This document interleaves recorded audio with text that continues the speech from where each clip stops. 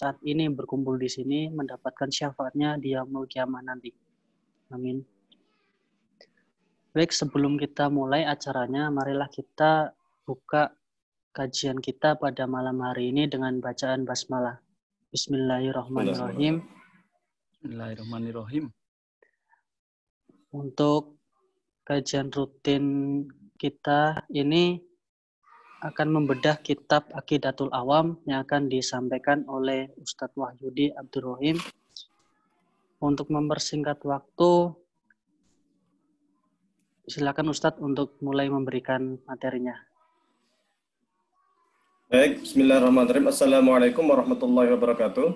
Alhamdulillahirrabbilalamin. Wassalatu wassalamu ala asyrafil anbiya wal mursalin. Sayyidina wa maulana Muhammadin wa ala alihi wa sahbihi ajma'in. Amma ba'du. Jemaah sekalian yang saya hormati, alhamdulillah untuk pertemuan yang ketiga atau keempat ya. Kalau dengan yang Fathur-Rahmi masih bisa pengalaman Subhanahu wa ta'ala. Salawat berserta salam semoga tetap tercurahkan kepada junjungan kita Nabi Allah Muhammad sallallahu alaihi wasallam. Jamaah sekalian yang saya hormati, meskipun ini sudah pertemuan yang ke Murad Abdullah Al-Janabi. Jadi di syarah Dr. Murad Abdullah Al-Janabi. 300,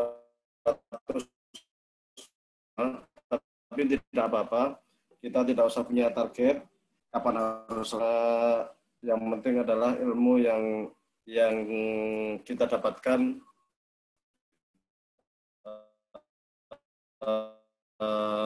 lebih maksimal.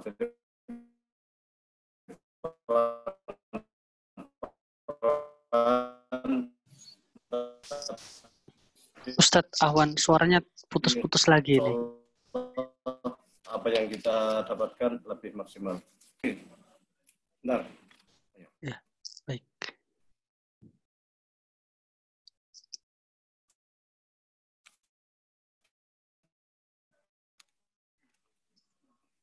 Masih putus-putus.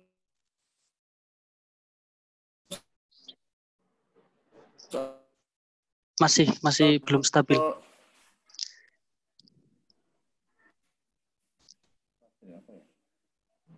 Kayaknya harus pindah tempat nih. Sebentar, saya cari tempat yang lebih stabil. Mudah-mudahan nanti. Sebentar ya, mohon izin. Pindah.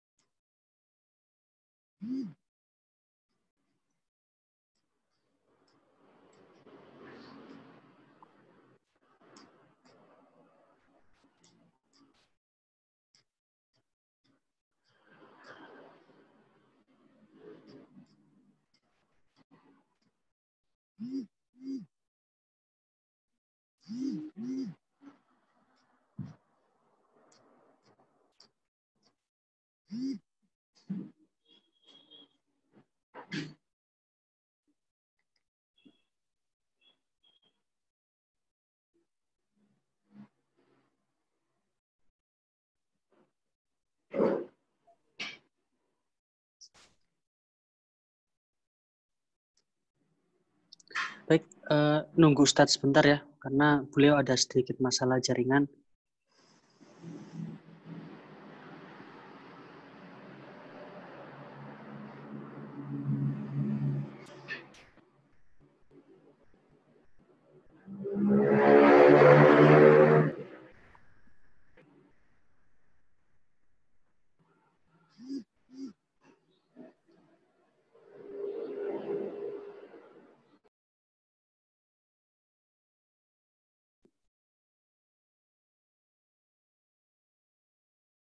Untuk jamaah yang hadir malam hari ini, apakah semuanya di Jepang atau ada yang dari Indonesia ya?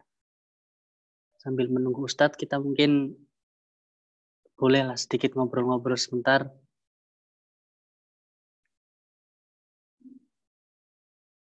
Jepang, Mas. Jepang semua ya? Nggak tahu kalau semua, Mas.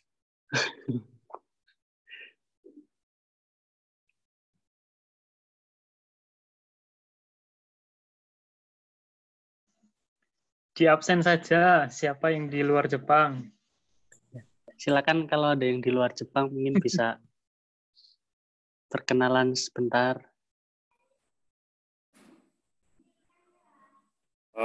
Ustadz. Pindah posisi ini mudah-mudahan lebih jelas. Sampai sekarang masih terdengar jelas ya Ustadz, masih stabil ini. Stabil? Ya, stabil. Alhamdulillah ini lebih dekat ke wifi. Oh, iya. Mohon maaf ya. Silakan dilanjut Ustadz. Sebentar. Ya. Hah? Sebentar, sini. Oh, HP-nya jangan.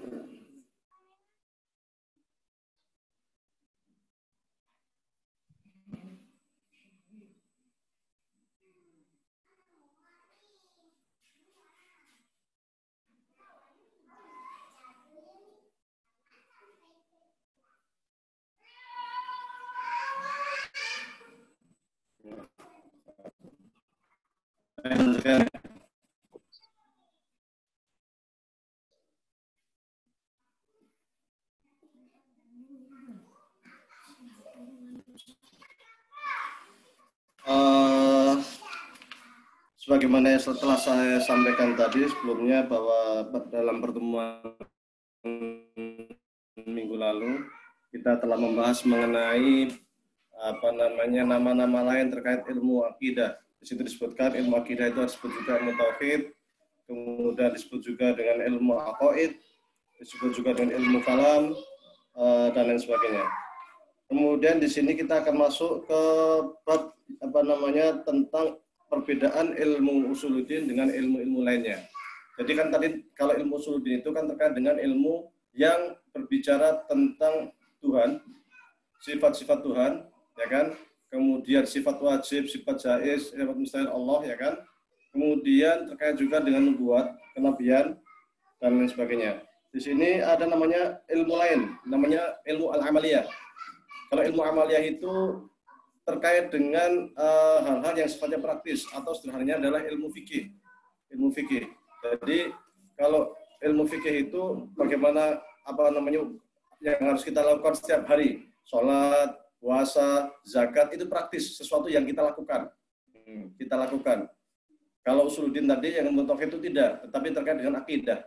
Akidah sesuatu yang yang terkait dengan keyakinan, pemikiran kita. Kalau fikih namanya al-ahkam al-amaliyah. Sini disebutkan wa mawduha kullu ma yastur 'anil insan min a'malin sawa'un akanat ibadat am muamalat kasalah wal jihad wal buyu' wal jinayat. Jadi yang namanya ilmu amaliyah itu terkait dengan apa-apa yang dilakukan oleh seorang hamba, baik itu terkait dengan ibadah ketika sholat, puasa, ya kan, haji itu kan ibadah. Kemudian juga terkait dengan muamalat. Muamalat itu seperti jual beli, seperti halnya dengan pinjam meminjam, seperti halnya dengan gadai dan lain sebagainya. Wal ghaya minha taqdimu su'unil mustama' al-insani fi kulli ma tatwi hayatul insan fi kulli zaman wa makan. Kalau ilmu amaliyah itu atau ilmu fikih itu dia tujuannya adalah untuk mengatur tatanan kehidupan sosial bermasyarakat supaya di dalam kehidupan bermasyarakat itu lebih teratur, lebih rapi. Ada aturan mana yang halal, mana yang haram, dan lain sebagainya. Bahkan juga ketika terjadi terjadi perselisihan antara sesama umat manusia, misal ketika dalam jual beli ada penipuan atau di dalam gadai ada penipuan dan lain sebagainya, maka hal-hal yang terkait dengan niza ataupun sengketa antar hamba itu bisa diselesaikan di pengadilan. Diselesaikan di pengadilan karena Rasulullah ulul amri minkum. Ulul amri di sini banyak makna, namun salah satu di antara makna ulul amri adalah pemerintah. Dalam hal ini qadha atau pengadilan. Jadi hal-hal yang terkait dengan perselisihan masyarakat atau sesama hamba bisa diselesaikan di pengadilan, dan ini terkait dengan ilmu fikih. Wal ilmu alladhi yatakaffalu bayan hadil ahkam wal qawaid wa tafsirat wa ilmu syar'i wal ahkam wa ilmu fiqh. ilmu-ilmu yang terkait dengan hal ini, sebagaimana saya sampaikan tadi, yang terkait dengan aturan terkait sosial masyarakat, namanya ilmu fikih. Wal mutabi al munasib li ahkam hadis syariah al-islamiyah al-gharra yajid an al-ahkam khasa'is wal mumayyizat tamayyazat biha an sa'iri syar'i as-sabiq allati nasakhat bi ba'tsati nabil akram sayyidina Muhammad SAW. Jadi syariat itu mempunyai keistimewaan, mempunyai kelebihan yang itu tidak dimiliki oleh hukum-hukum lain, ya, agama manapun. Yaitu yang pertama syuhur umum, bahwa agama Islam itu, hukum syariat Islam itu sifatnya sangat komprehensif, sangat lengkap sekali. Fa ahkamu hadis syariah al-islamiyah al-mubarakah tastariku su'un al-insan kullaha al-fardiyah wal jamaiyah. Terkait dengan persoalan pribadi maupun pribadi itu misalnya sendiri, ya kan, terkait umpamanya saya mau makan harus doa baca bismillahirrahmanirrahim, ya kan. Terkait saya harus ke kamar mandi, saya harus berdoa memulai masuk dengan kaki kiri dulu. Ini kan terkait dengan hal-hal yang sifatnya pribadi. Tapi juga terkait dengan hal-hal yang sifatnya sosial masyarakat, jual beli, ya kan, itu kan berkaitan dengan orang lain. Bahkan terkait dengan kenegaraan, umpamanya menjadi seorang pemimpin negara, interaksi kita sebagai seorang rakyat kepada negara, interaksi negara kepada rakyatnya, pemerintah kepada rakyatnya, dan lain sebagainya. Jadi sumul, lengkap sekali. Politik ada, sosial ada, ekonomi ada, macam-macam. Ini semua adalah kelebihan keistimewaan yang dimiliki oleh syariat Islam. Kemudian juga kelebihan syariat Islam adalah sunnah wal jamaat ad-dunya wal ukhrawiyah.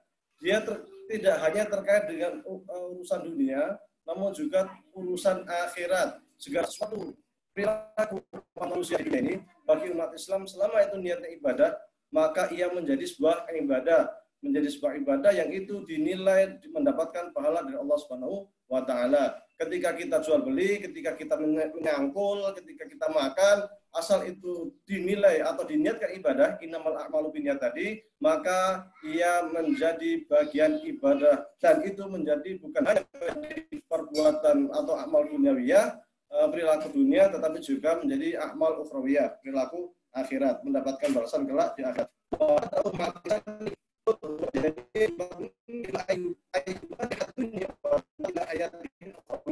Untuk hayat dunyawiyah fa ya amah linasi jami'an ar-ra'i wa ra'iyah al-umara wal muluk wan nas ajma'in syamilah ahwalahum jum'a.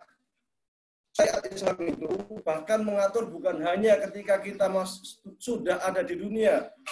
Ketika manusia itu masih berupa janin di dalam kandungan, itu sudah diatur oleh hukum Islam.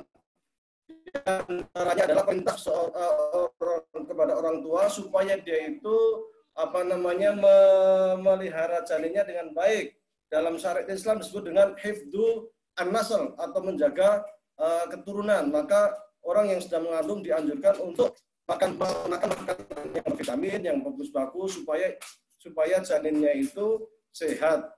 Dan janin yang ada di kandungan pun mempunyai hak, meskipun dia tidak memiliki kewajiban. Janin yang ada di kandungan, ketika ada orang lain mengatakan, kalau saya meninggal, saya wasiatkan tanah ini untuk janin si fulan yang ada di kandungan, itu sudah bisa menerima. Dan itu ada hukumnya di dalam syariat Islam, meskipun dia masih janin.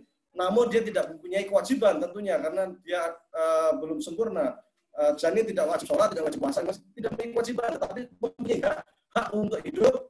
Makanya diharamkan aborsi, ya kan? Hak untuk berkembang, makanya dianjurkan orang tua untuk makan yang baik-baik, mengkonsumsi vitamin dan sebagainya, terutama juga makan makanan yang halal. Dan itu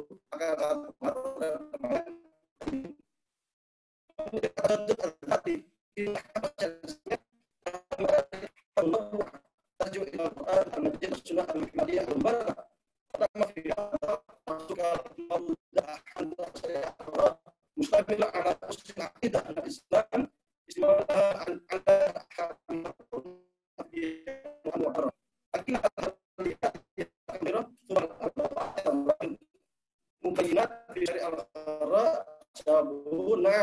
matur semua syariah al-ghara min al-amal alaha zahira wala batina. Jadi intinya bahwa hukum Islam ini sangat kaya dan dia bisa memperbarui dirinya sendiri. Memang bahwa hukum Islam itu sumbernya hanya Al-Quran dan Sunnah saja, dan Al-Quran dan Sunnah itu sudah berhenti. Tidak akan ada lagi turun ayat, tidak akan ada lagi hadis baru. Hanya ada Al-Quran yang jumlahnya 30 juz yang tidak akan pernah nambah, dan hanya hadis Nabi yang sudah dikumpulkan oleh para ulama. Namun demikian, meskipun Al-Quran itu sudah berhenti dan hadis Nabi sudah berhenti, masih ada para ulama yang tugasnya adalah menggali hukum dari Al-Quran dan As-Sunnah. Para ulama al-mustahidun, mereka itu sebagai pewaris Nabi. Sebagai pewaris Nabi yang menguasai Al-Quran dan As-Sunnah, kemudian mereka membuat atau meletakkan sebuah metodologi ijtihad yang disebut dengan usul fikih. Nah, dengan metodologi ijtihad itu ada persoalan-persoalan baru, seperti halnya tentang perbankan, tentang ATM, tentang transfer dan lain sebagainya, jualan online yang itu tidak ada di masa Rasulullah SAW, itu bisa diselesaikan dengan ijtihad para ulama, dan itu insya Allah akan sesuai dengan Al-Quran dan Sunnah, karena mereka menggali hukum tersebut dengan menimbang dari kacamata Al-Quran dan As-Sunnah dengan metodologi yang jelas dan dapat dipertanggungjawabkan. Itu yang terkait dengan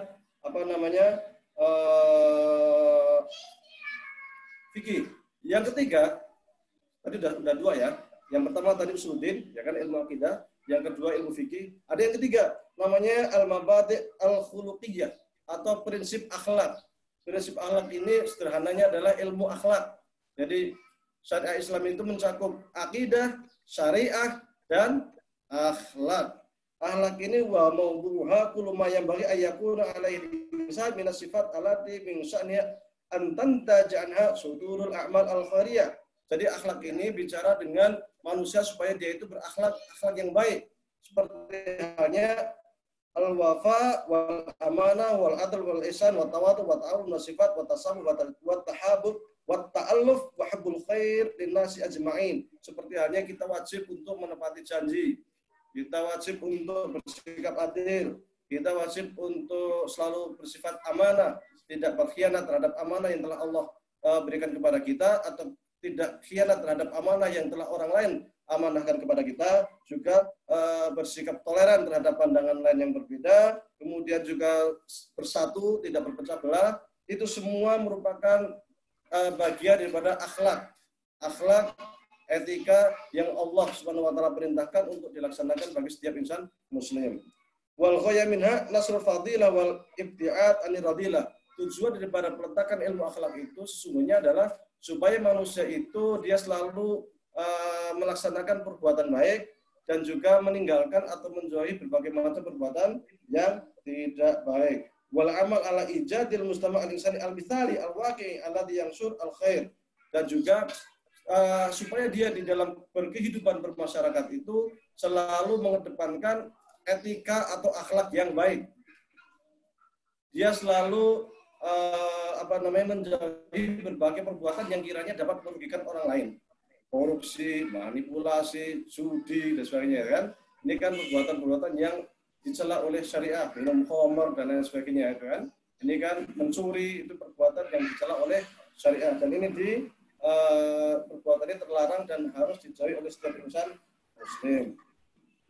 Sehingga hukum syariat itu membumi, bukan hanya terkait dengan teori, tetapi membumi dalam artian fikih dan membumi juga dalam artian ilmu akhlak.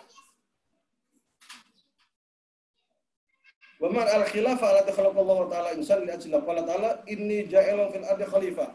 Makna khalifah itu sendiri, khalifah itu kan sesungguhnya wakil Tuhan.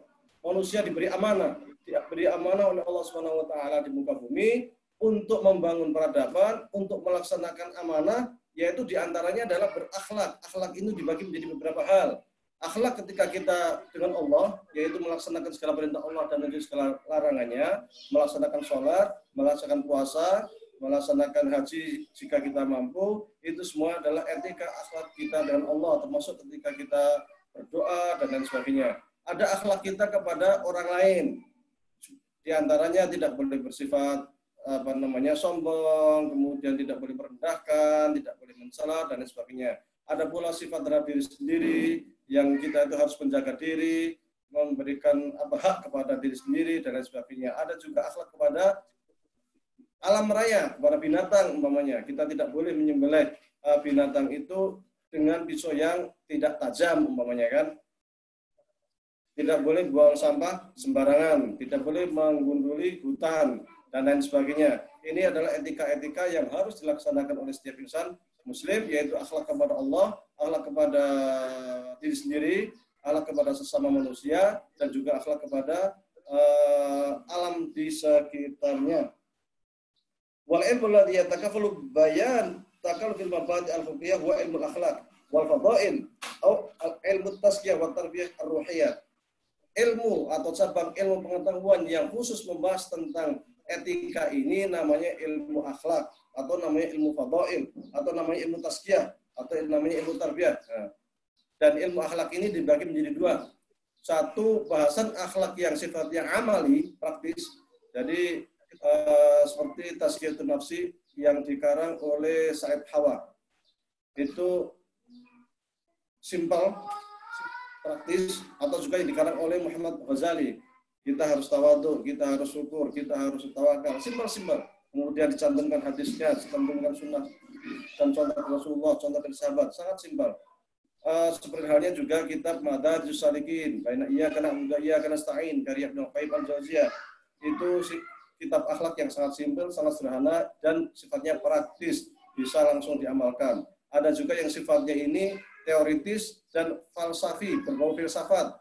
Itu seperti Futuhatul Makkiyah punya Ibnu Arabi, atau buku-buku atau pemikiran Al-Halaj, ya kan, atau pemikiran Daulah Al-Fadilah punya Al-Farabi namanya. Itu buku-buku tentang akhlak, ya kan, atau punya Ibnu Mustaweh dan lain sebagainya. Buku-buku itu merupakan kitab-kitab tentang akhlak, tetapi yang dibahas semuanya adalah filsafat akhlak. Kalau yang sedang kita pelajari saat ini atau yang kita bahas semuanya terkait dengan akhlak amali atau akhlak yang sifatnya itu praktis, yang diamalkan, yang bisa dijalankan, yang bisa dipraktekkan dalam kehidupan sehari-hari, bukan mengambang, bukan menghayal yang berbahas tentang filsafat. Au amalur ruh al-islami wal ihsan nihadul iman. Qala Nabi sallallahu alaihi wasallam, al-ihsanu an ta'budallaha ka'annaka tarahu fa in lam tarahu fa innahu yarak. Akhlak tertinggi, puncak akhlak tertinggi itu namanya al-ihsan. Apa itu ihsan? Ihsan itu tatkala kita itu selalu muraqabah. Tatkala kita itu sudah dalam kehidupan itu selalu merasa diawasi oleh Allah Subhanahu wa taala, sehingga ketika kita beribadah pun, ketika kita berinteraksi dengan sama manusia, ketika kita itu berkehidupan sehari-hari, kita merasa bahwa kita melihat Allah. Meskipun Allah tentu kita tidak bisa melihat Allah, tetapi Allah selalu melihat kita. Kita selalu merasa diawasi, selalu merasa bahwa kanan kiri kita ada malaikat yang merekam, yang membawa kamera, ya kan? Setelah itu merekod apa yang kita kerjakan, sehingga kalau di akhirat malaikat tinggal nyetel ulang rekod, kita tinggal nonton video apa yang pernah kita laksanakan selagi kita yang ada di dunia. Wal ihsanu maqam azim la yatasanna li ayyin kana awalhu mura'atul adab fil ibadat ala ikhtilafi anwa'iha wa tabayyuni hududiha. Yang namanya ihsan ini kalau sudah sampai derajat ihsan itu sesungguhnya sudah sampai derajat yang cukup tinggi, karena dia sudah mampu merasa muraqabah, mampu merasa bahwa apapun yang dia lakukan itu diawasi oleh Allah Subhanahu wa taala. Maka ketika manusia sudah bersifat seperti itu, dia akan sangat hati-hati terhadap perilaku tindak tanduk yang akan dia lakukan sehari-hari. Wa syurutul ihsan al-mutaba'ah mutaba'ah hadrat khatib Nabi sallallahu alaihi wasallam Sayyidina Muhammad sallallahu alaihi wasallam fil aqwal wal af'al wal ahwal wal akhlaq. Qala ta'ala laqad kana lakum fi rasulillahi uswatun hasanah liman kana yarjullaha wal yawmal akhir wa dzakarallaha katsiran. Syarat ihsan ini tentu adalah mencontoh atau Rasulullah Shallallahu Alaihi Wasallam, baik perkataannya, perbuatannya, etika sehari-harinya, kondisi beliau setiap harinya bagaimana, itu mencontoh terhadap apa yang pernah dilakukan oleh Rasulullah. Hal ini karena Allah sendiri telah memuji Rasulullah dengan menyatakan bahwasanya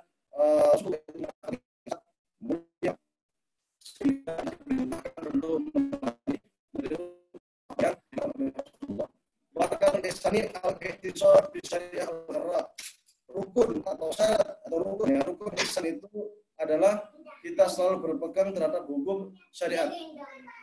Selalu berpegang teguh terhadap hukum syariat. Oleh karena itu Imam Junaid salah seorang sufi yang sangat ternama itu selalu mengatakan thariqat saya, thariqah, kalau dalam sufi kan ada namanya thariqah. Thariqah saya adalah thariqah yang selalu berpegang kepada Al-Quran dan Sunnah Rasulullah Shallallahu Alaihi Wasallam. Wa talabul ilmin nafi' wa tadrisuhu, juga dia selalu untuk menuntut ilmu. Dia selalu untuk menuntut ilmu karena ilmu ini merupakan hal yang sangat mulia. Nabi Adam itu ketika diciptakan, hal pertama kali yang diberikan kepada Nabi Adam itu adalah ilmu. Ayat pertama kali yang turun kepada Rasulullah SAW juga tentang ilmu. Kemudian ketika terjadi perang Badar, tawanan Badar itu yang dilakukan Rasulullah adalah orang yang bisa menulis dan mengajarkan orang tidak bisa menulis itu bisa, karena orang-orang Quraisy untuk bisa bebas. Lagi-lagi terkait dengan ilmu, sehingga ilmu ini dianggap sebagai jalan menuju surga. Man salaka thariqan yaltamisu fihi ilman sallallahu alaihi ilal jannah. Siapapun yang sedang menuntut ilmu, maka ia dianggap sedang berjalan menuju surga. Baik. Furu'uhu as-sabru 'ala ta'ah wa taslim li rabbil alamin. Rabbil ardi was samawat wan nas ajma'in. Cabang daripada ilmu akhlak ini adalah bersabar terhadap ketaatan kepada Allah Subhanahu wa taala. Wa thamratuhu mahabbatullah ta'ala wa mahabbatur rasul sallallahu alaihi wasallam wa mahabbatu alil kiram wa ashabihi al-idham wa mahabbatul muslimin ajma'in. Hasil daripada ilmu akhlak ini adalah kita akan menanamkan kepada diri kita cinta kepada Allah, cinta kepada Rasulullah, cinta kepada para sahabat, cinta kepada para ulama, cinta kepada generasi salaf, tabi'in yang mereka itu membawa ajaran Islam ini saat ini, juga cinta kepada sesama muslim. Kemudian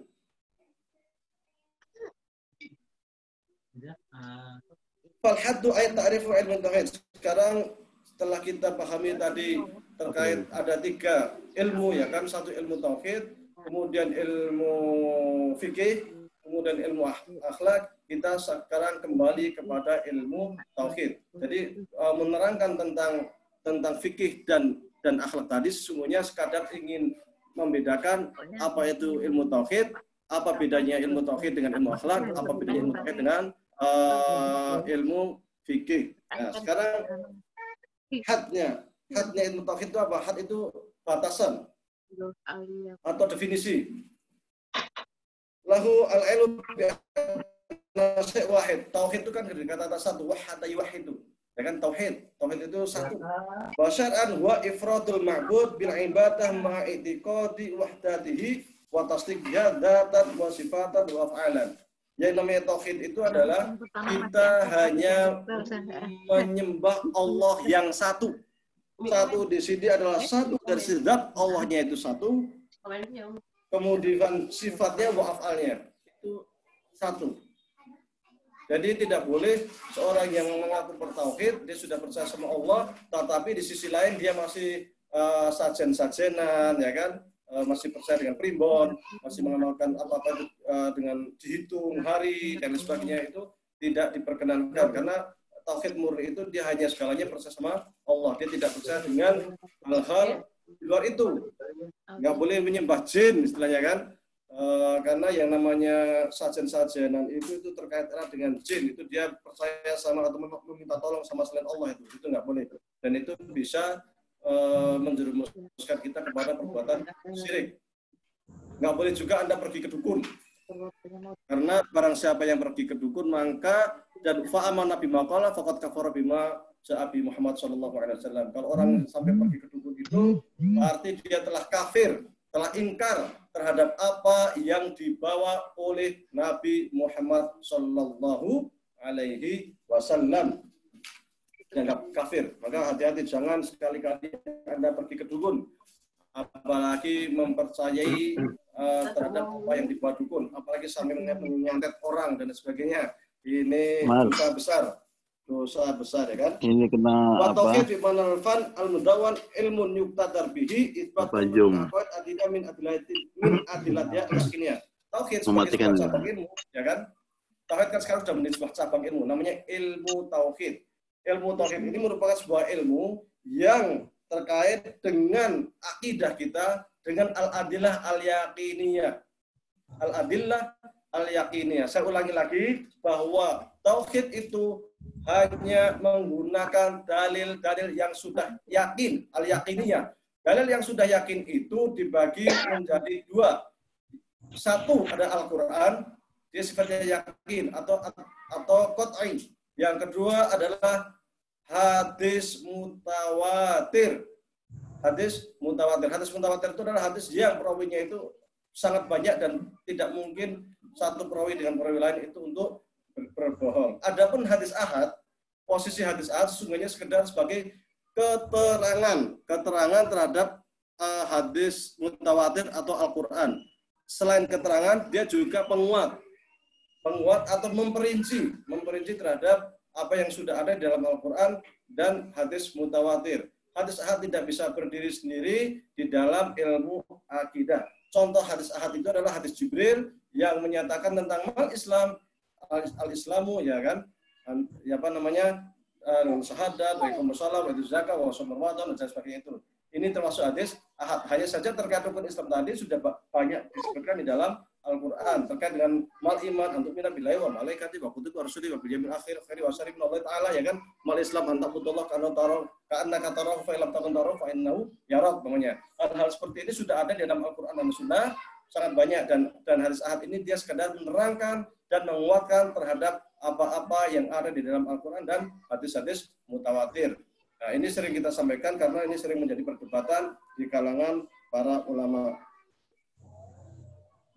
Kedua, ilmu yu'rabihi ma yajibu lillahi ta'ala wa ma yastahilu wa ma yajuz wa ma yajibu fi haqqi rusulihi wa ma yastahilu wa ma yajuz wa ahwalul mi'ad wal mumkinat. Yang namanya ilmu tauhid ini juga terkait erat bahasan dengan apa yang wajib bagi Allah, ya kan? Apa yang sifat mustahil bagi Allah, ya kan? Mustahil. Kemudian sifat-sifat mungkinat. Tauhid ini juga membahas nanti tentang apa yang wajib bagi Rasul, apa yang mustahil bagi Rasul, ya kan? Dan apa yang mungkin bagi Rasul. Saya katakan di sini ada namanya wajib. Wajib di dalam ilmu tauhid itu berbeda dengan wajib di dalam ilmu fikih. Kalau di dalam ilmu fikih yang namanya wajib adalah kita harus melakukan sesuatu. Jika sesuatu itu tidak kita lakukan, maka kita berdosa. Itu wajib di dalam ilmu fikih. Kalau kita mendengar kata-kata wajib, wal mungkin, wal jaiz di dalam ilmu tauhid, kata-kata wajib di situ adalah sesuatu yang harus ada dan mustahil tidak ada. Contoh bahwa Allah itu adalah wajibul wujud. Allah itu harus ada. Bukan berarti sesuatu yang harus. Allah itu wajib, dia harus ada. Beda sekali dengan fikih. Kalau wajib itu kita harus lakukan, kalau tidak dilakukan kita berdosa. Jadi memang istilah yang dipakai sama, kata-kata wajib, tetapi karena cabang ilmu yang berbeda, maknanya berbeda. Wajib di dalam ilmu tauhid, saya sampaikan lagi, adalah sesuatu yang itu harus ada. Wala syakka an asasa dzalika kulluh ma'rifatul wahid al-ahad jalla jalaluhu wa amma nawaluhu wal yakin bi wahdaniyatihi wa sa'ir sifati al-'iliyah wa asma'i al-husna wa bi tanazzuhi amala yalik bi jalali wa bil ma'rifah hiya al-ghaya al-quswa wal manal al-aswa wa yu'abbiru anna bi rusukil iman fil qalb. Ilmu tauhid tadi, ya kan? Ilmu tauhid tadi itu tentu baru dapat dilaksanakan dengan baik ketika kita itu benar-benar meyakini bahwa Allah itu maha suci. Allah itu laisa kamitslihi syai', tidak ada sesuatu yang sama dengan Allah. tidak ada sifat-sifat yang itu sifat manusia yang layak bagi Allah. Jadi kita itu subhanallah istilahnya kan, maha suci Allah. Jadi benar-benar menyucikan Allah Subhanahu wa taala, mentauhidkan Allah Subhanahu wa taala tanpa menyekutukan dengan apapun jua. Dan itu sesungguhnya tujuan daripada ilmu tauhid. Wa maudu'uhu zatullah ta'ala wa zatu rusulihi. Jadi maudhu' atau tema yang dibahas dalam ilmu tauhid itu adalah zat Allah dan juga zat para rasul. Min hayatu ma yajuz wa mustahil wa ma yajuz. Terkait dengan sifat wajib Allah, terkait dengan sifat wajib rasul, sifat mustahil Allah, sifat mustahil rasul dan lain sebagainya. Wal mungkinat, tentu saja juga dengan sifat-sifat imkan. Haitsu annal mungkin minal makhluqat ma yastadillu bi ala wujudis sani' was sam'iyat min haitsu i'tiqadiha. Mungkinat itu yang dimaksud dengan mungkin. Yang dimaksud dengan mungkin di dalam ilmu tauhid itu adalah sesuatu yang sebelumnya itu tidak ada, kemudian bisa menjadi ada. Contoh, alam raya ini mungkin. Kenapa alam raya ini disebut mungkin? Karena alam raya ini dulunya tidak ada dan sekarang menjadi ada, dan kelak akan tidak ada lagi, ya kan? Jadi sesuatu yang bisa ada dan bisa tiada itu namanya mungkin, mungkinul wujud.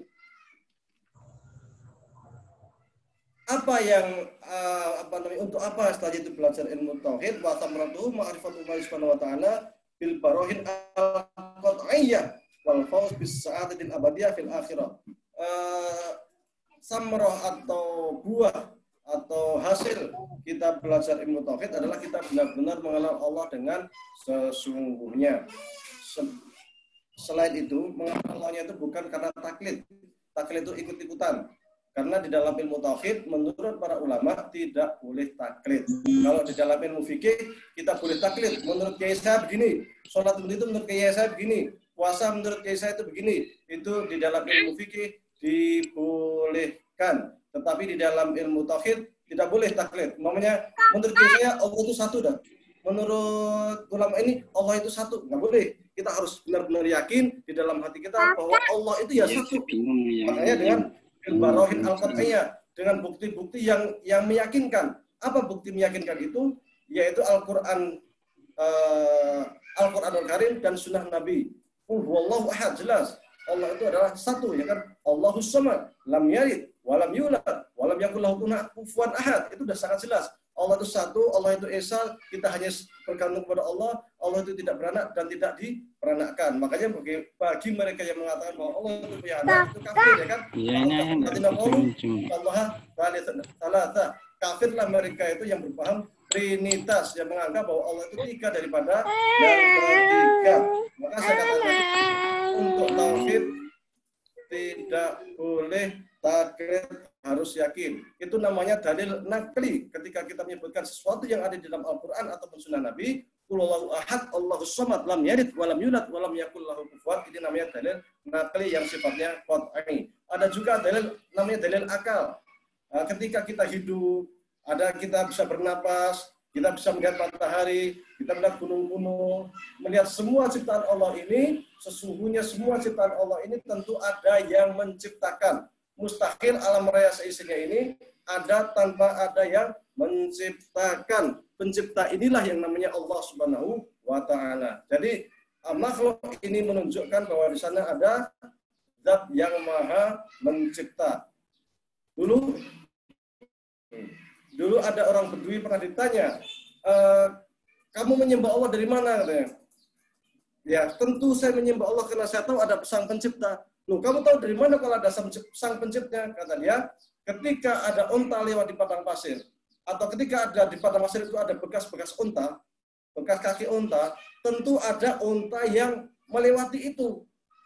Sama halnya dengan alam raya ini. Selama ada alam raya, selama ada saya, selama ada gunung, selama ada sungai, ada batu, dan lain sebagainya, tentu ada yang menciptakan. Tidak mungkin alam raya, saya, langit, isinya bintang-bintang itu muncul dengan sendirinya. Maka pencipta itu adalah Allah Subhanahu wa ta'ala. Oleh karena itu, orang musyrik, orang-orang kafir Quraisy pun tatkala ditanya wa in sa'altahum man khalaqas samawati wal ardh la yaquluna Allah. Orang-orang musyrik itu ketika mereka ditanya siapakah pencipta langit dan bumi, Abu Jahal, Abu Lahab, siapa lagi? Orang-orang yang menentang Rasulullah SAW itu, ketika ditanya siapa yang bisa menciptakan langit dan bumi, maka mereka semuanya kompak mengatakan bahwa yang menciptakan adalah Allah Subhanahu wa Ta'ala. Hati kecil manusia itu mengakui bahwasanya di balik alam raya ini ada sang pencipta, yaitu Allah Subhanahu wa Ta'ala. Wa tafsiru dzalika anna itqana hadzal ilm yufitu umuran. Yang pertama, at-taraqi bin khadid taqlid ila dzurwatil iman. Jadi untuk apa kita belajar ilmu tauhid ini? Supaya di dalam beriman kepada Allah itu kita tidak taklid, tetapi benar-benar kita yakin bahwa Allah itu satu, bahwa Allah itu Tuhan semesta alam, bahwa Allah saja Tuhan yang harus kita sembah.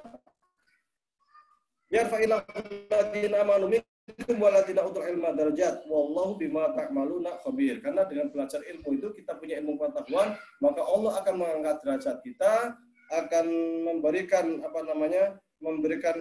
keimanan yang lebih kuat kepada kita. Maka kita belajar ilmu tauhid. Dengan belajar itu insya Allah derajat kita diangkat oleh Allah Subhanahu wa Ta'ala.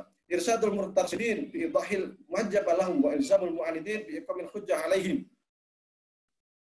Dengan belajar ilmu tauhid kita bisa juga menerangkan atau memberitahu kepada mereka yang masih belum tahu, yang masih mubtadiin, masih pengetahuannya itu masih lemah. Karena kita punya ilmu, kita bisa menerangkan tentang pentingnya ilmu tauhid kepada mereka. Sebaliknya dengan belajar ilmu tauhid ini pula, ketika ada mereka yang menentang terhadap kebenaran Islam, menentang terhadap Al-Quran, menentang kepada As-Sunnah, kita bisa memberikan argumen yang logis kepada mereka bahwa Islamlah agama yang paling benar, bahwa tauhidlah keyakinan yang paling benar dengan argumen yang bisa diterima oleh mereka. Karena sejak zaman Rasulullah hingga saat ini selalu ada saja mereka yang menentang tauhid.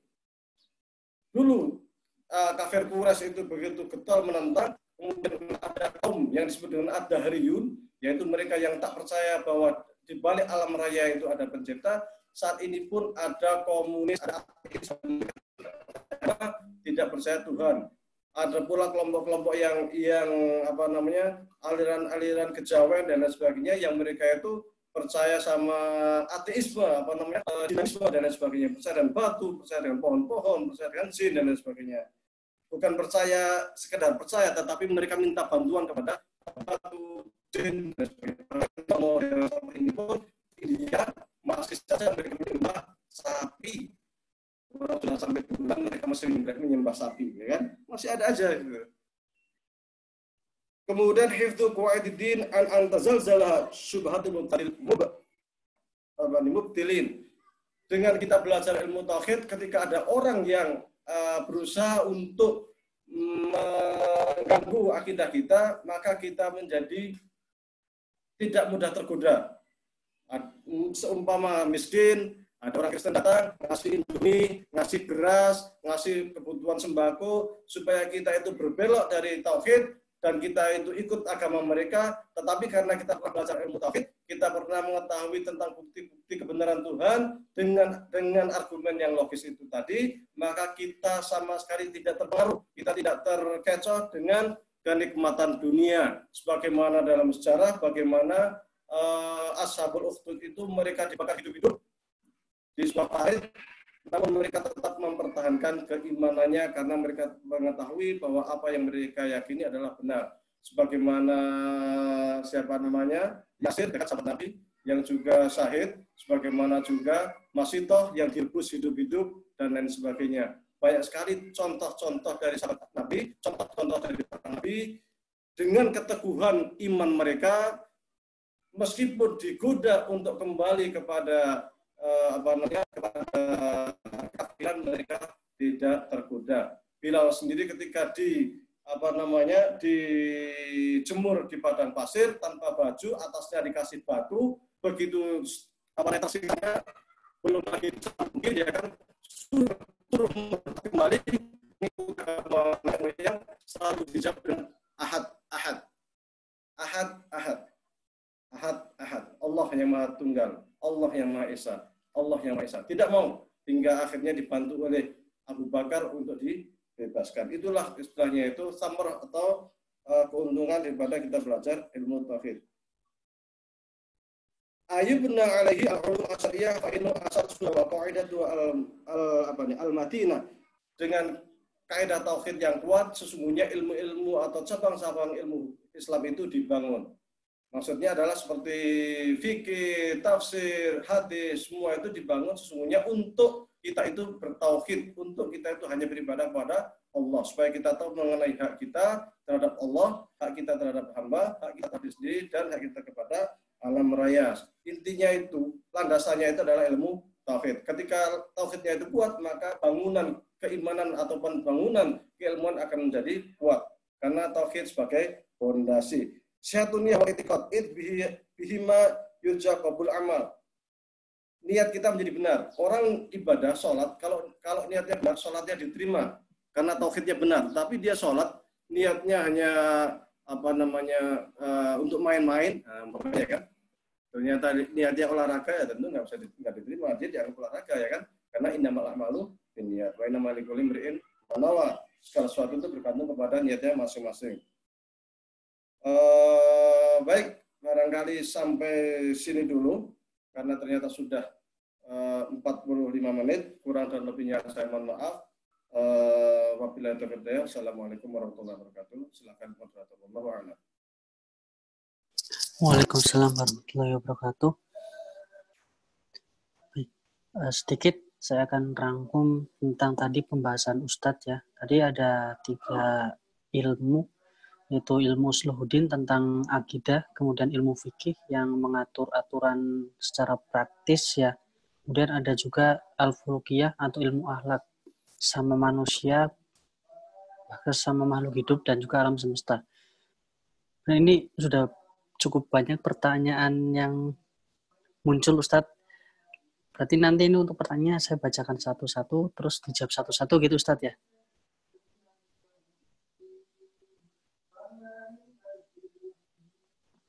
Baik. Untuk pertanyaan pertama itu dari Pak Jafar. Afwan Ustadz, hadis ahad apakah boleh dipakai hujah dalam masalah akidah? Syukron.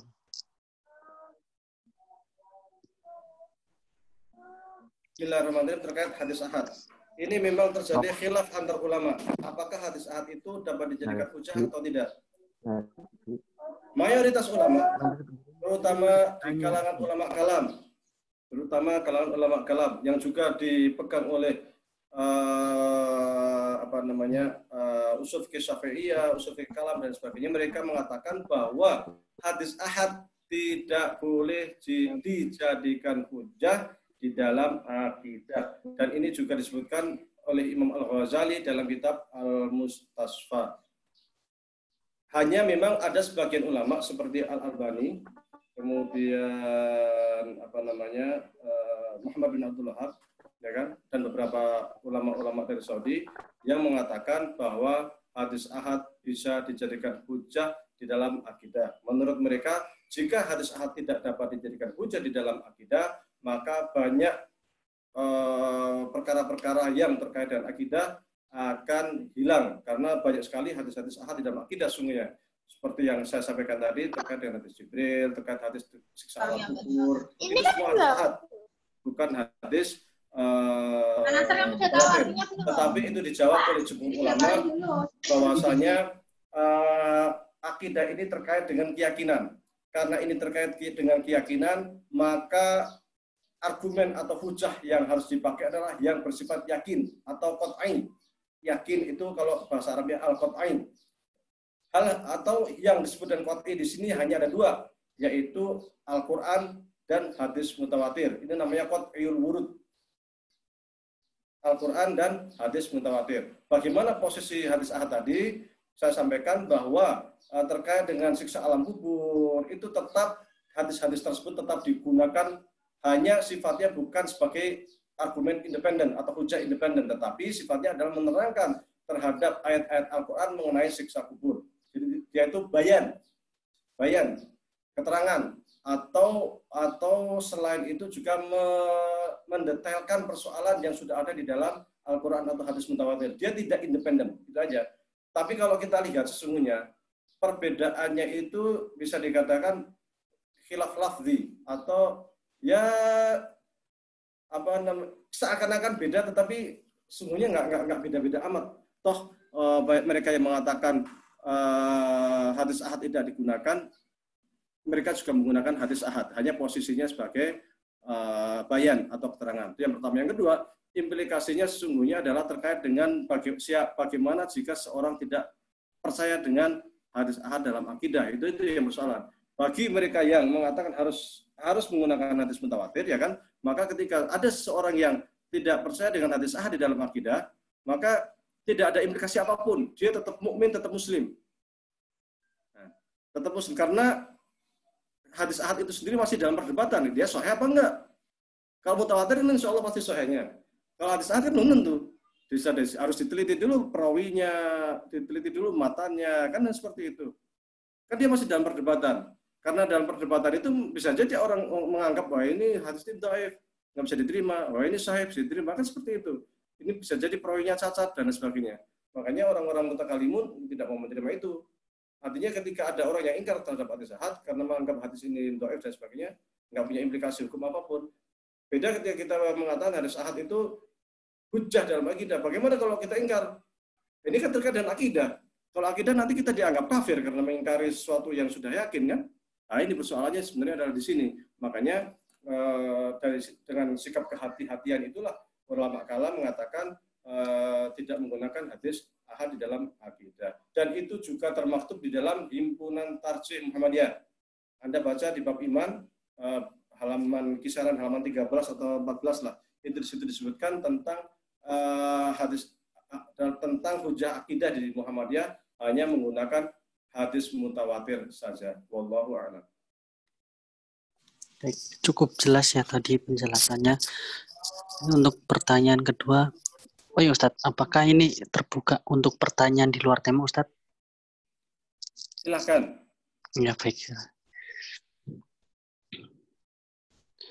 Pertanyaan kedua ini ya dari Pak Arif Dermawan.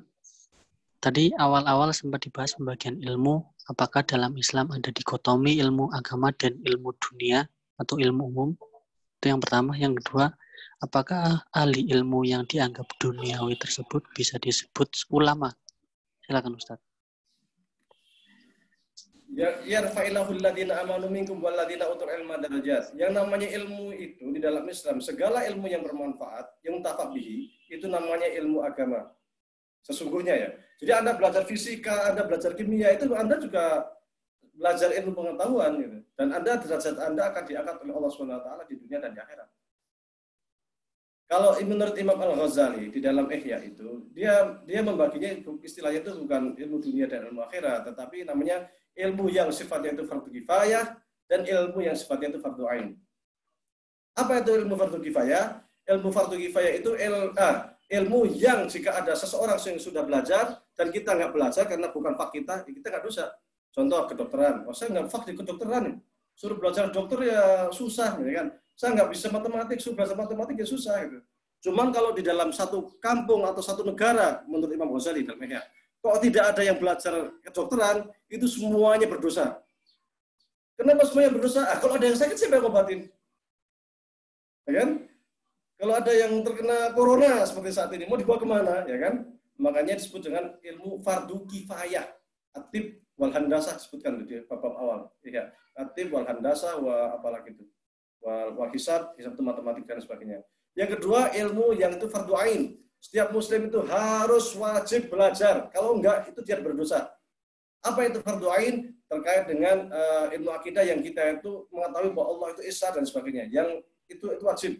Semua orang muslim harus tahu itu bahwa Allah itu satu, Allah tempat bergantung, kita nggak boleh menyekutukan Allah, itu wajib. Yang kedua terkait namanya ibadah sholat, kita harus tahu itu. Orang Islam nggak bisa sholat itu berdosa. Orang Islam nggak tahu puasa, tidak tahu tentang tata cara puasa itu berdosa. Karena itu ilmu wajib fardu ain. Nah, jadi pembagiannya itu yang lebih tepat sesungguhnya adalah fardu ain dan fardu kifayah. Itu yang pembagian Imam Ghazali yang sesungguhnya sangat layak. Adapun ilmu dunia dan ilmu akhirat itu seakan-akan menjadi sekuler ya. itu belajar untuk ilmu dunia doang ya kan, penting kita ngasih aja gitu dan akhirat. Enggak juga. Belajar fisika, kimia, kedokteran pun kalau kita niatnya ibadah, ya tetap aja dia sama statusnya ketika meninggal dunia dan dia sedang belajar fisika, kimia, dia statusnya syahid. Sama dengan orang yang sedang belajar di pesantren, kemudian di perjalanan kecelakaan meninggal, dia syahid. Jadi sama statusnya. Oke, jadi barangkali hanya demikian, tidak ada dikotomi antara ilmu dunia dan ilmu akhirat. Dikotomi ini hanya akan menimbulkan sikap sekularisasi ilmu pengetahuan. Akhirnya ilmu-ilmu umum itu kalau yang kita pelajari di sekolah-sekolah, akhirnya ilmunya itu sifatnya sekuler. Ilmu itu tidak ada hubungannya dengan Allah sama sekali.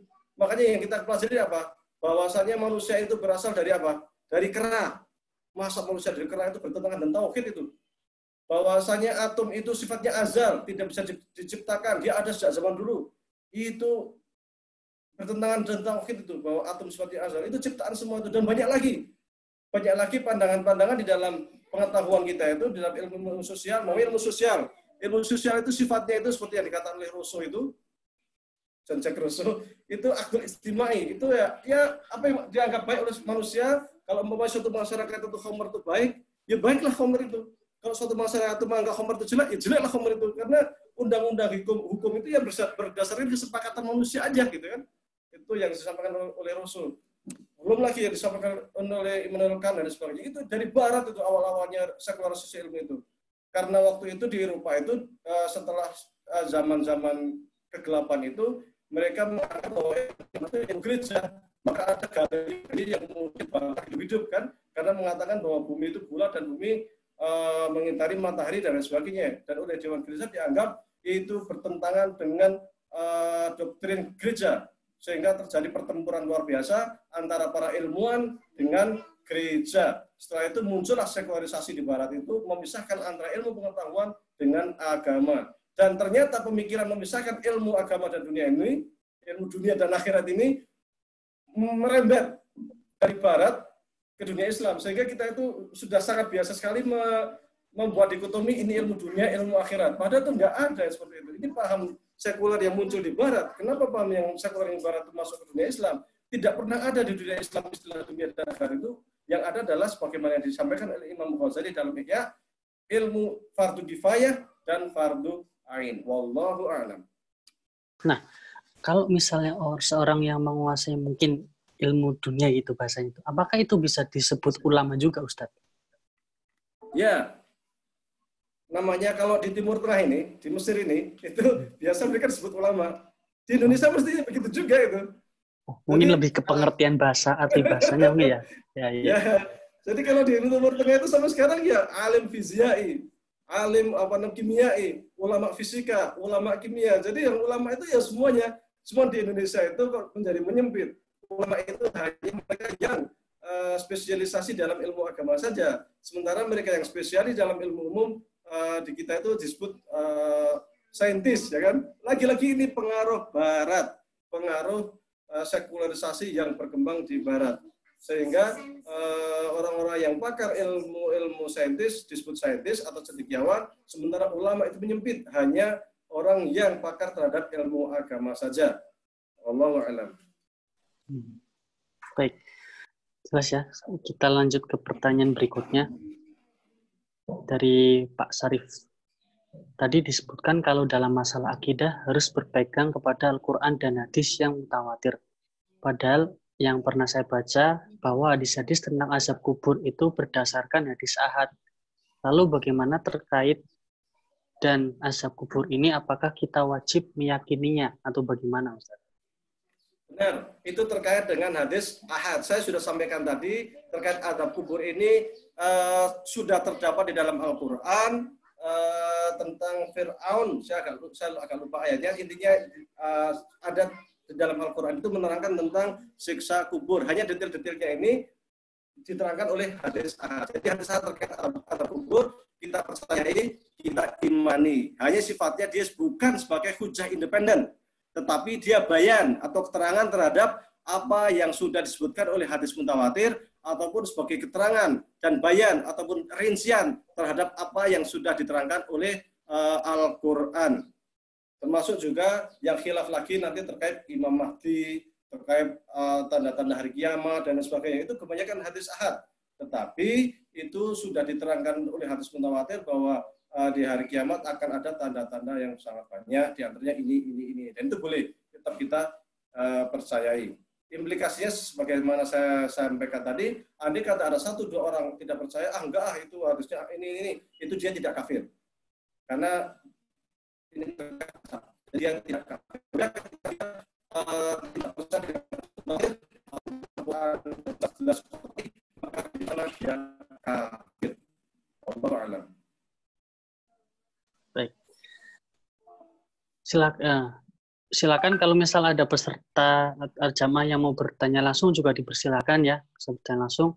Kemudian sebelum lanjut ke pertanyaan berikutnya, ini ada beberapa teman-teman dari Indonesia, dari PCM Bawen ya, kemudian ada PCM Situraja, kemudian ada juga dari PCM Tuntang Kabupaten Semarang, dan hadir juga PCM Mesir. Itu. Baik. Pertanyaan berikutnya nih dari Emil. Ustadz, bagaimana ya pada saat saya bahagia, saya giat beribadah, namun pada saat saya sedang sedih, malah malas untuk beribadah. Saya paham hal tersebut tidak dibenarkan, tapi tetap saya lakukan berulang kali. Saya sudah menanyakan hal tersebut kepada salah satu ustadz dalam kajian lain, namun belum dapat menjawabnya karena menurut beliau diperlukan satu bab kajian khusus membahas masalah tersebut. Semoga Ustadz dapat membantu saya. Baik. Bentar.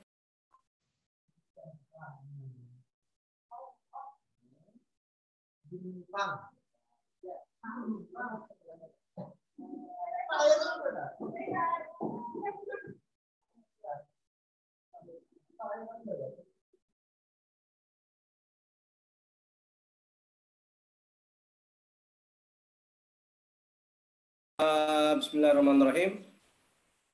Manusia itu memang di dalam beribadah sering sekali menghadapi fluktuasi. Makanya oleh Imam Al-Ghazali di dalam Ihya juga disebutkan bahwa iman manusia itu dibagi 4. Dalam kitab Ihya, iman manusia itu atau iman itu dibagi 4. Ada yang yazid wa yanqus, bertambah dan berkurang. Itulah iman kita manusia. Ada yang la yazid wa la yanqus, enggak pernah bertambah, enggak pernah berkurang, itulah imannya mereka, ya kan? Ada yazid wa la yanqus, yang selalu bertambah dan tidak pernah berkurang, itu imannya para nabi. Nah, kita sebagai manusia ini memang acap kali ketika kita sedang mendapatkan kenikmatan, kita beribadah, atau sebaliknya, ketika kita dalam kesedihan, kita mengadu sama Allah, ya kan? Tapi ketika kita senang, kita lalai. Maka yang dibutuhkan sesungguhnya bagi kita adalah wadkurullaha dzikran katsira. Kita selalu mengingat Allah Subhanahu wa taala. Fisarra wa dharra, dikala kita sedih, dikala kita senang. Kita selalu ingat Allah, berzikir, beristighfar sebanyak-banyak. Wa qul astaghfiru rabbakum innahu kana ghaffara. Yursilis samaa'a 'alaikum midrara wa yumdidkum bi amwali wa banin wa yaj'al lakum jannatin wa yaj'al lakum anhara. Artinya kata Allah, sering-seringlah beristighfar. Karena dengan istighfar itu Allah akan ngasih engkau banyak sekali rezeki. Engkau akan turun hujan dari langit. Kalau engkau seorang petani, insya Allah nanti hasil pertanian baik. Kalau engkau nggak punya keturunan, insya Allah nanti Allah akan kasih kau keturunan. Itu dengan banyak-banyak baca istighfar. Intinya kita selalu mengingat Allah, selalu muraqabah, ihsan seperti yang saya sampaikan tadi, anta'budallah ka'annaka tarahu, fa in lam yakun tarahu fa innahu yaraka. Kita merasa selalu diawasi oleh Allah Subhanahu wa taala. Sehingga dengan sikap ini kita merasa bahwa hidup ini sesungguhnya ya wa ma khalaqtul jinna wal insa illa liya'budun, hanya untuk beribadah. Apapun kita itu sesungguhnya hanya untuk beribadah kepada Allah Subhanahu wa taala. Barangkali hanya itu. Wallahu a'lam.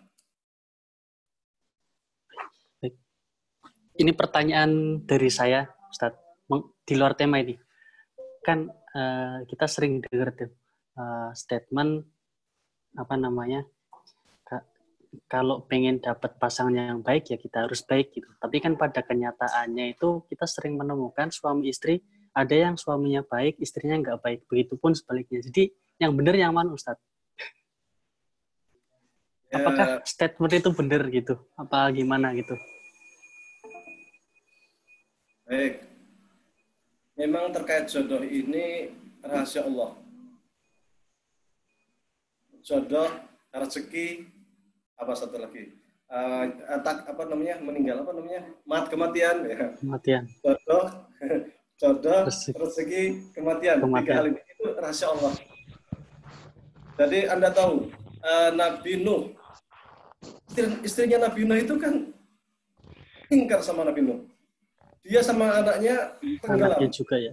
Ya kan, sama anaknya tenggelam waktu terjadi badai, banjir bandang itu. Padahal itu seorang Nabi. Siapa sih yang menyaksikan keimanan seorang Nabi, ya kan? Iya. Iya. Kita tahu Fir'aun. Kafir, ya kan? Ingkar. Tapi istrinya, Aisyah, seorang mukmin yang akhirnya Aisyah ini, karena Fir'aun tahu bahwa Aisyah ini beriman kepada Nabi Musa, maka Fir'aun ini menyiksa Aisyah, dibawa ke padang pasir, diikat tangan kakinya, dipasang pasir, ditinggalkan begitu aja. Akhirnya meninggal di sana di padang pasir. Tapi apa yang dikatakan Aisyah? Rabbi ibni baitan fil jannah wa najini min fir'auna wa amalihi wa najini minal qawmidz zalimin. Ya Allah, kata Aisyah itu, bangunkanlah, ini doanya Aisyah. Bukan selamatkanlah aku dari siksaan Firaun, bukan. Tetapi bangunkanlah saya istana di surga. Bangunkanlah saya istana di surga. Karena bagi orang yang beriman, dunia itu lasai, bukan apa-apa. Sepanjang-panjangnya umur manusia di dunia, katakanlah 100 tahun, ya kan, 150 tahun, ujung-ujungnya meninggal juga. Pernah Nabi, Nabi Nuh, ditanya, kamu umurnya berapa? Nabi Nuh itu kalau nggak salah 1000 tahun. Terus, lama nggak umur kamu di dunia? Sebentar, perasaan baru kemarin. Padahal 1000 tahun. Bayangkan umur kita yang hanya katakanlah 100 tahun, 80 tahun, 60 tahun, ya kan? Sangat sebentar sekali. Intinya, jodoh itu rahasia Allah, rezeki rahasia Allah, ajal itu rahasia Allah. Meskipun demikian, manusia harus berusaha. Makanya di dalam hadis Nabi itu sering disebutkan ciri-ciri atau cara-cara kita memilih jodoh. Nah, cara memilih jodoh itu disebutkan dia istilahnya itu apa? Keturunannya gimana? Bapak mboknya gimana? Kakek buyutnya gimana? Orang baik enggak? Kita lihat situ ya kan? Oh baik. Dia parasnya cantik enggak, ya kan? Oh parasnya cantik, ya kan? Oh bagus. Dia punya mansib, punya mansib itu apa? Punya jabatan nggak? Jabatannya mentereng, top sekali nih. Agamanya gimana? Agamanya jelek, nggak pernah sholat. Ya udah, makanya kata Rasulullah, ambil agama itu. Yang penting agama dulu kan. Karena ketika agama itu baik, maka yang lain insya Allah itu. Karena pernikahan di dalam Islam itu bukan hanya di dunia, tetapi yang bisa menuntut kita di dunia dan akhirat. Salah satu cara lain, yaitu kan, tadi kan kita memilih cara memilih orangnya, kan. Pilihlah yang punya agama yang baik. Yang kedua, ya kita berusaha supaya kita baik. Mudah-mudahan dengan kita baik ini, kita bertawasul kepada Allah, kita berdoa kepada Allah, ya Allah, ya Rahman, saya sudah berusaha untuk menjadi yang terbaik semaksimal saya. Maka ya Allah, ya Rahman, berikanlah jodoh terbaik buat saya. Kan gitu. Ya kan? Kita bisa bertawasul lah, kita bisa istilahnya itu bisa merayu Allah. Ya Allah, saya sudah berusaha untuk berbaik, saya sudah berusaha untuk sholat, saya sudah berusaha untuk puasa, saya berusaha untuk mengaji dan sebagainya, maka berilah yang terbaik buat saya. Ya, kan gitu, bertawasul. Adapun nanti dapatnya yang kayak apa, kan itu rahasia Allah. Tetapi kita berusaha sesuai dengan yang diperintahkan oleh Rasulullah SAW. Wallahu a'lam. Pertanyaan berikutnya ini dari Mbak Iva. Bagaimana kalau keluarga lingkungan keluarga mengikuti kejawen gitu. Kemudian gimana dengan 3 hingga 100 hari itu jika itu sudah budaya? Terkait kejawen ini memang agak dilematis juga ini.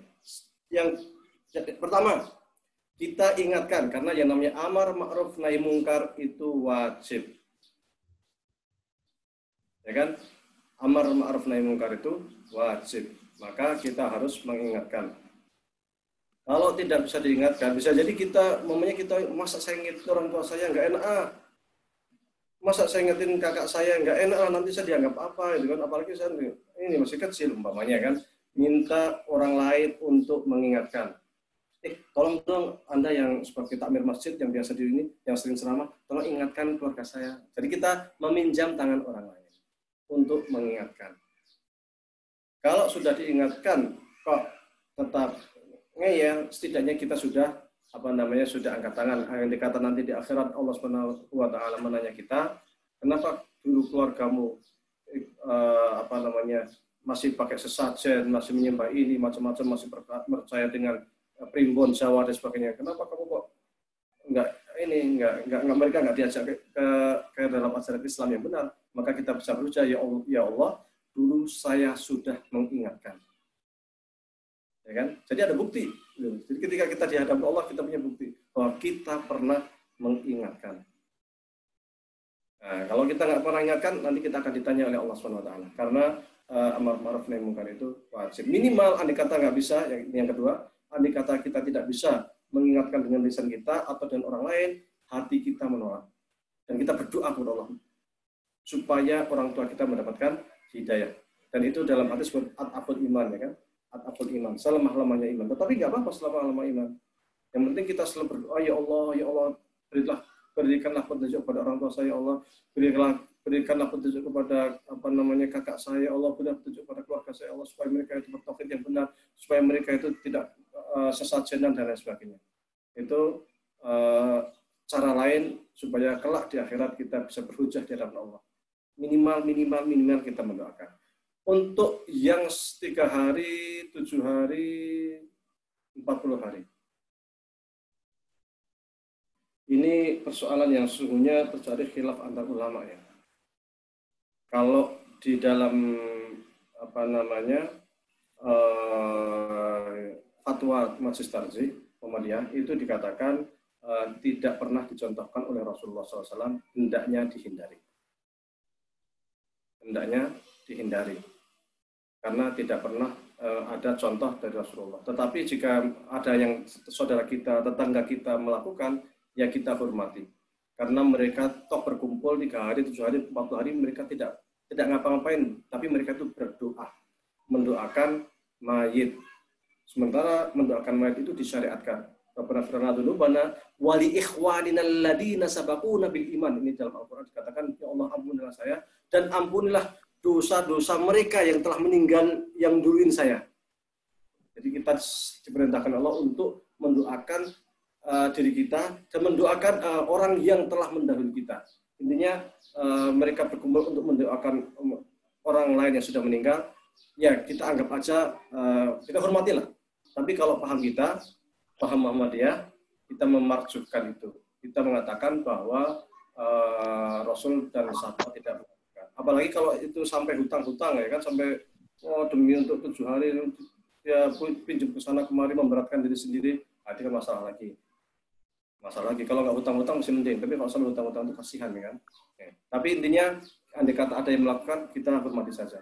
Nggak ada masalah. Ini terkait khilafiyah, mereka juga punya dalil sebagaimana kita punya dalil. Dalil mereka diantaranya adalah mendoakan orang yang sudah meninggal.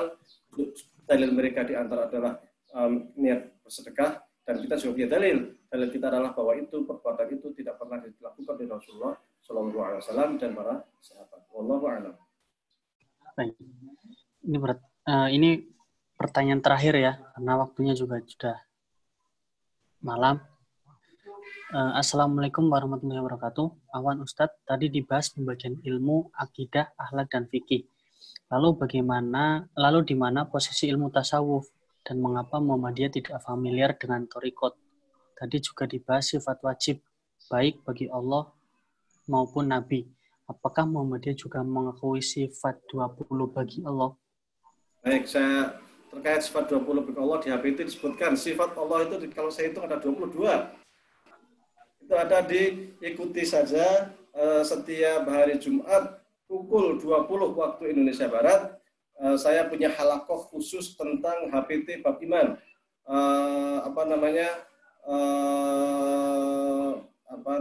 Syarah Himpunan Tarjih Muhammadiyah Alul Haq Sunnah. Syarah Alul Haq Sunnah. Itu buku yang saya karang sendiri, ada 3 jilid, buku yang saya karang 3 jilid, dan itu saya bedah pelan-pelan, baru kemarin sudah 2 kali pertemuan, tetapi masih di bab 1. Masih di bab 1, insya Allah kita lanjutkan setiap Jumat. Intinya bahwa sifat Allah itu tidak terbatas, karena itu terkait dengan sifat kesempurnaan Allah. Adapun di dalam mazhab Asy'ari, menyebutkan sifat 20 saja, itu bukan berarti sifat Allah 20, sekadar hanya ingin menyebutkan sifat Allah yang ada di dalam Al-Quran dan As-Sunnah, yang kemudian dirangkum ternyata tersebutlah 20 sifat itu. Tetapi ternyata di APT ada 22 sifat, ya kan, melebih lagi. Intinya sifat kesempurnaan Allah itu tidak terbatas. Tidak terbatas. Itu yang pertama. Yang kedua terkait thariqat. Di Muhammadiyah tidak ada thariqat, benar, tetapi kita ada ada ihsan istilahnya. Kalau kita baca himpunan, kalau kita membaca manhaj tarjih Muhammadiyah itu di situ ada disebutkan bayani, burhani, irfani. Irfani itu sesungguhnya adalah ilmu tasawuf. Sehingga secara teori Muhammadiyah itu mengakui tasawuf. Irfani itu, makanya orang-orang yang di dalam thariqat itu ketika sudah sampai ke makom tertentu, julukannya adalah al-arif billah. Al-arif billah. Namanya al-arif billah Syekh siapa? Syekh Abdul Qadir Al-Jailani, gitu kan. Nah, hanya memang kita itu tasawuf yang disebutkan, yang dilakukan oleh Muhammadiyah adalah tasawuf amali, praktis. Seperti halnya tasawuf modernnya yang ditulis oleh Buya Hamka. Seperti halnya kitab Madarijus Salikin Bana Iyyaka Na'budu wa Iyyaka Nasta'in karya Ibnu Qayyim Al-Jauziyah, sebagaimana kitab tasawuf yang ditulis oleh Sayyid Hawa Tazkiyatun Nafs, itu semua adalah buku-buku tasawuf yang sifatnya amali. Maka di Muhammadiyah itu terkenal dengan nama tauhid sosial, ya kan. Tauhid sosial itu bagaimana kita itu berbuat baik, beramal. Amal itu kan bagian dari tasawuf, karena prinsip dari tasawuf itu sesungguhnya adalah akhlak. At-tasawuf wal akhlak. Kalau kita baca tasawuf itu, di antara salah satu definisi tasawuf adalah at-tasawuf wal akhlak. Tasawuf adalah akhlak, baik itu akhlak kepada Allah, akhlak kepada diri kita, akhlak kepada orang lain, maupun pada alam raya. Hanya kita memang tauhid amali yang tidak terikat oleh praktek-praktek thariqat tertentu. Adapun menyikapi mereka yang berthariqat itu tidak ada masalah, kita toleransi, karena memang di dalam hal-hal yang sifatnya spiritual itu terkadang memang butuh murabi. Tatkala kita gundah, tatkala kita kacau, tatkala pikiran kita lagi nggak baik, ya kan, tatkala ibadah kita lagi futur, lagi bosan dan sebagainya, kadang-kala kita butuh orang yang mau mendengarkan keluh kesah kita. Keluh kesah dalam hal kejiwaan inilah yang dalam dunia tasawuf disebut dengan al-murabbi atau syekh, ya kan, atau apalah macam-macam. Itu dalam kadang di dalam dunia ini kita membutuhkan seorang yang bisa dijadikan pegangan, yang bisa mendengar keluh kesah kita. Tetapi memang di kita kurang, dan sering sekali orang berasumsi bahwa Muhammadiyah itu kering spiritual akibat kurang akibat kurang peka atau kurang ada thariqat tertentu, sering dianggap sebagai kering spiritual.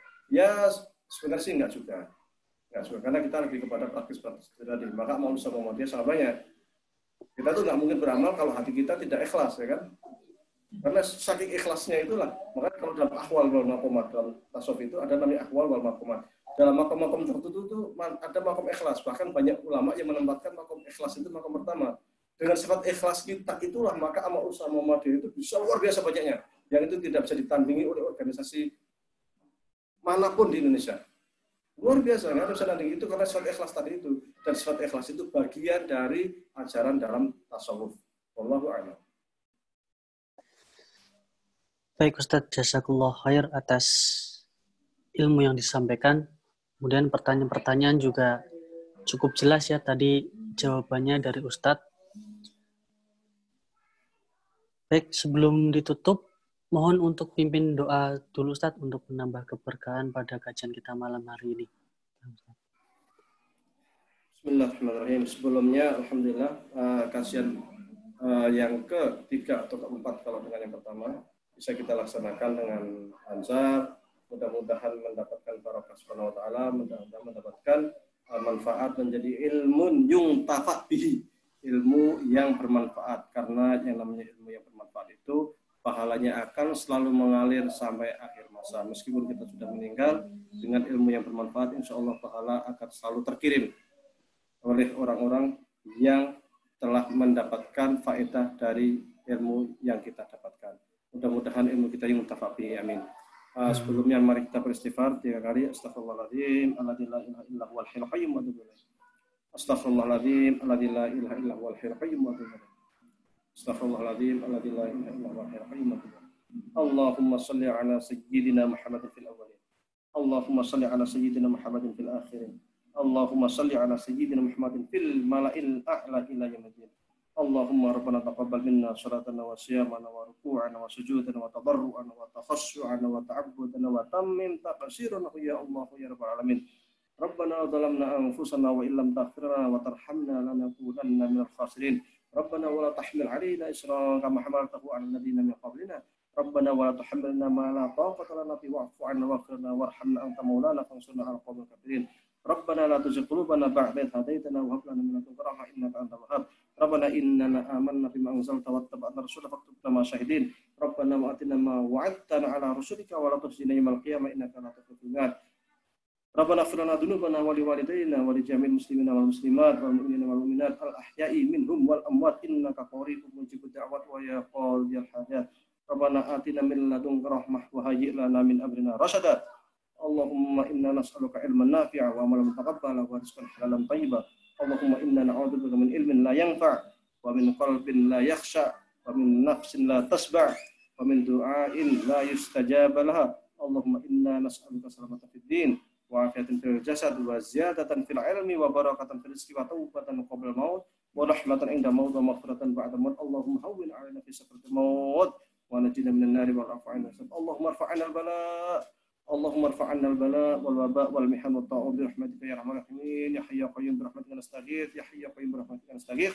Ya hayyu ya qayyum bi rahmatika nastaghits. Rabbana atina fid dunya hasanah wa fil akhirati hasanah wa qina adzabannar. Sallallahu ala sayyidina Muhammadin wa ala alihi wa sahbihi wa sallam. Subhanaka rabbika rabbil izzati amma yasifun wa salamun alal mursalin walhamdulillahi rabbil alamin. Terima kasih Ustadz Wahyudi. Mudah-mudahan ilmu yang disampaikan bisa menjadi amal jariah dan tentunya bagi kita jamaah bisa kita amalkan ya.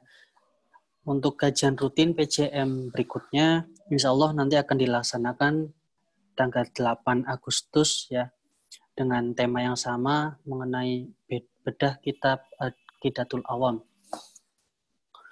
Kajian ini juga live di YouTube PJM Mesir. Dan untuk informasi bisa dipantau terus media sosial PCI Muhammadiyah Jepang. Saya mohon terima kasih atas kesempatan yang diberikan oleh teman-teman Majelis Taklik, diberikan kesempatan untuk memoderatori acara pada malam hari ini, dan mohon maaf apabila ada kata-kata yang kurang berkenan dan ada salah-salah kata. Terima kasih semuanya. Jazakallahu khair Ustadz. Assalamualaikum warahmatullahi wabarakatuh. Waalaikumsalam warahmatullahi wabarakatuh. Assalamualaikum warahmatullahi wabarakatuh. Assalamualaikum Dina. Dina, apa kabar? Assalamualaikum.